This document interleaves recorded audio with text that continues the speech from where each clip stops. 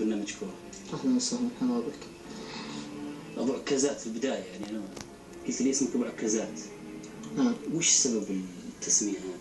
التسمية هذه كانت أول ممارسة مارس بعض شغلنا خاص فينا. كنت أمارسه والرجل رجليه مكسورة، مارسه العكازات معي. انشهرت في اللقب هذا من وقتها تقريبا.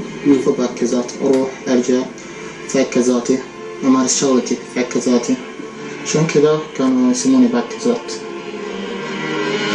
شغلتك وش؟ تمارس الشغلة، أنت تقول أمارس شغلة بالعكازات؟ إيه. تسليم بعض المخدرات، استلام بعض المخدرات، استلام مبالغ، يعني من هذا الشغل.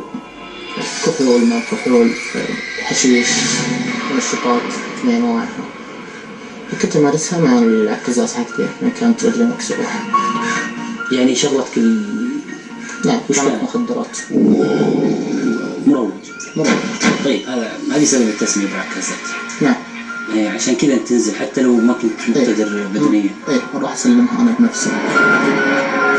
تسلمها لمين؟ من هي؟ طبعا احنا نركز أكثر شيء على نجوم كرة القدم. نجوم مين؟ نجوم كرة القدم السعودية. استهدف الشباب، لاعبين، مشاهير. طيب معليش، الآن في معجبين للاعب وللنجم ما يقدرون يصلون، أنت كيف تصل؟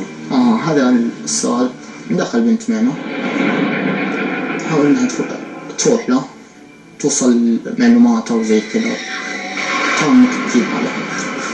وصلت البنت له، راح يسوي حفلة معها زي كذا، راح يطلبون حاجات. البنت طبعا هي اللي تحاول توصل بيني وبينه. يطلبون منا. وش يطلبون؟ مثل شراب، حشيش، والنشاطات يستعملونها وقت الملعب، يعني في نزول يستعملونها. أما الشراب نهاية الدوري السعودي. نهاية الدوري السعودي؟ إيه، نهاية يعني وقت الإجازة عندهم تصير حفلات، بارتيات، الشراب يستعملون كميات كثير كانوا يستعملونها، نوديها احنا لهم الحفلات. طيب بعكازات